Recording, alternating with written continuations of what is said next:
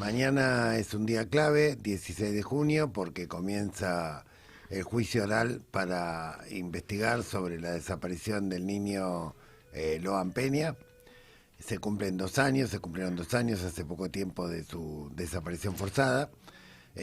Quedaron millones de preguntas en el camino, millones de polémicas en el camino, pero nosotros queremos enfatizar en 30 preguntas que debidamente presentamos ante el Consejo de la Magistratura para pedir que se investigue el mal accionar de la jueza federal Cristina Posterpenso y de varios funcionarios judiciales, digamos, que intervinieron en esta causa sin resultados muy esclarecedores. Queremos reiterar estas preguntas para que por lo menos intente el tribunal encontrar la verdad. Las preguntas son las siguientes. ¿Por qué se demoraron en lanzar el alerta amarilla de Interpol y el alerta Sofía y se demoraron días con la hipótesis del extravío? ¿Por qué la justicia federal nunca investigó las irregularidades de la instrucción del fuero provincial pese a ser denunciadas en la primera oportunidad?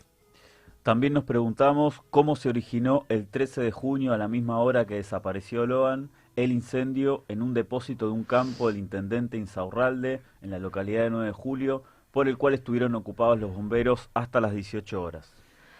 ¿Por qué no se protegió la zona cero y se hacían reconstrucciones sin orden judicial?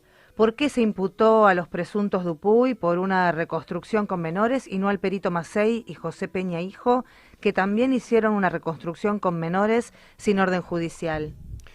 ¿Por qué el comisario Maciel secuestra primero el celular de María, la madre de Loan Peña?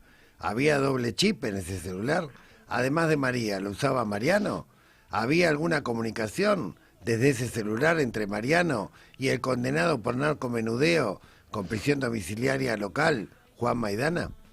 5. Además del delito de cuatrerismo, ¿por qué otros delitos había sido fichado Benítez en la comisaría 9 de julio? ¿Hacía encargos para la comisaría extorsionado por sus antecedentes delictivos? ¿Por qué afirma Ramírez en un video que tomó Estado Público recientemente que le ofrecieron 5 millones de pesos para inculpar a Benítez?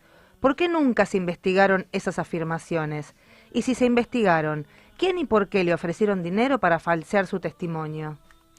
¿Quiénes son y por qué 3 policías de la provincia de Corrientes le dijeron a Camila que culpe a cualquiera, así cerraban el caso antes que pase al fuero federal? ¿Por qué no hubo asistencia y contención desde los organismos de minoridad con los menores de los adultos detenidos y se permitió algunas semanas de facto que intervinieran con los menores los presuntos miembros de la Fundación Dupuy en un hotel pagado por el municipio y custodiado por fuerzas de seguridad, del cual la jueza y los organismos de minoridad tenían pleno conocimiento? ¿Por qué la Policía Federal de Goya le manifestó a Macarena en su primer declaración que su relato debía coincidir con el de su madre porque si no perdería 10 años de vida? ¿Es cierto, como afirma Macarena, que fue amenazado por la PFA de Goya, Abel, que era entonces su novio? ¿Por qué Codazzi y Pellegrini convencieron a Laudelina de ir a declarar un relato falso ante un fuero que no correspondía a la causa? ¿Por qué imputaron a Pérez y Cayaba del presunto accidente? ¿Sabían que Cayaba pasaba información sobre narcomenudeo a la Policía Federal? Con la teoría del accidente querían retroceder nuevamente al fuero provincial e impedir que se investigue desde la justicia federal.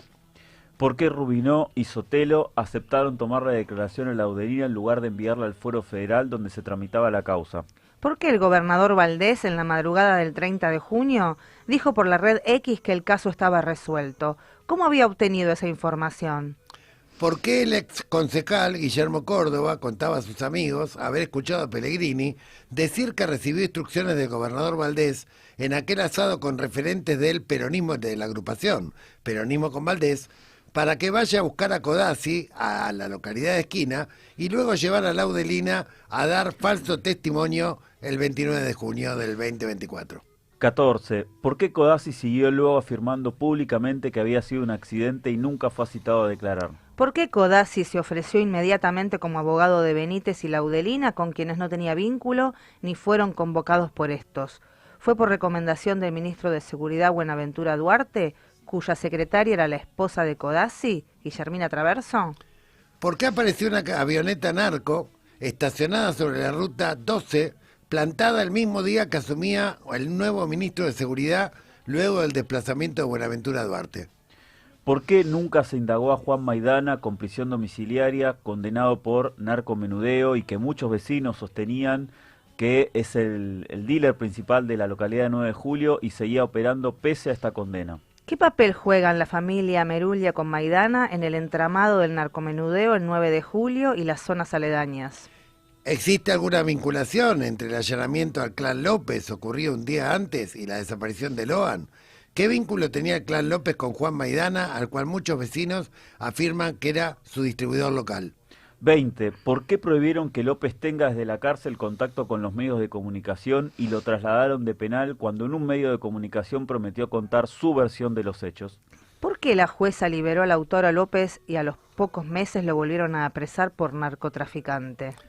¿Por qué se evitó investigar a la familia desde el principio, y particularmente a Mariano, que tenía vínculos frecuentes con Juan Maidana? ¿Qué pasó con la conservadora azul que estaba el día del almuerzo y luego desapareció? ¿Qué había en la conservadora azul? ¿Hubo alguna investigación patrimonial del ex comisario de 9 de Julio, Mesa, que tenía mucho ascendiente sobre los policías de allí? ¿Hubo un notable incremento patrimonial durante el año anterior a la desaparición de Loan del ex comisario de 9 de Julio, que estaba en ese momento en la 4ª sección de Goya? ¿Qué vínculo tenía Josefina Ábalos de la localidad de Joffre con Laudelina y Macarena? ¿Existía algún vínculo monetario entre ellas? ¿Josefina guardaba dinero que le habían encomendado y llevado? ¿Por qué Josefina se mudó a 30 kilómetros de Paso de los Libres y ahora usa el nombre de Beatriz Álvarez? ¿Por qué varios investigadores pusieron el foco ahí en el presunto vínculo? ¿Qué vínculo tiene el concejal de Joffre, Milagro Acuña, con Josefina Ábalos y su marido Ramón Espíndola, alias Cacerola? ¿Qué vínculo tenía el concejal Milagro Acuña con Tim Solís y ambos con Josefina Ábalos y Ramón Espíndola? ¿Tiene algún parentesco Tim Solís de Mercedes con Codazzi? ¿Las líneas de investigación en Mercedes tuvieron relación con Solís? ¿Por qué trasladaron a Laudelina de penal cuando se disponía a ampliar su declaración, según afirmaba su abogada, a la cual simultáneamente se le pidió varias veces su detención? ¿Por qué se permitió la filtración sistemática de actas testimoniales e indagatorias en las que circulaban versiones sucintas que distorsionaban u omitían datos centrales de los testigos y se utilizaban para operaciones de prensa? ¿Es verdad, como se denunció en varios portales, que el gobierno provincial tiene 1.567 medios con pauta económica que condicionan la independencia de estos? ¿Por qué se denegaron solicitudes de defensores y querellantes solicitando testimoniales de funcionarios políticos, policiales y judiciales del gobierno de Corrientes? Estas son las 30 preguntas que hemos presentado en la segunda presentación ante el Consejo de la Magistratura. Son las preguntas que molestaban, con las que la Alameda molestaba, evidentemente, por lo cual se nos pidió órdenes truchas de detención, acusaciones truchas de asociación ilícita, que no, obviamente no prosperaron porque no había evidencia ni prueba alguna, pero claramente son estas preguntas las que han pasado a la Comisión de Acusación del Consejo de la Magistratura y que se las trasladamos públicamente al Tribunal Oral para que se tome el trabajo de buscar lo que todos buscamos, la verdad sobre qué pasó con Loan y dónde está Loan.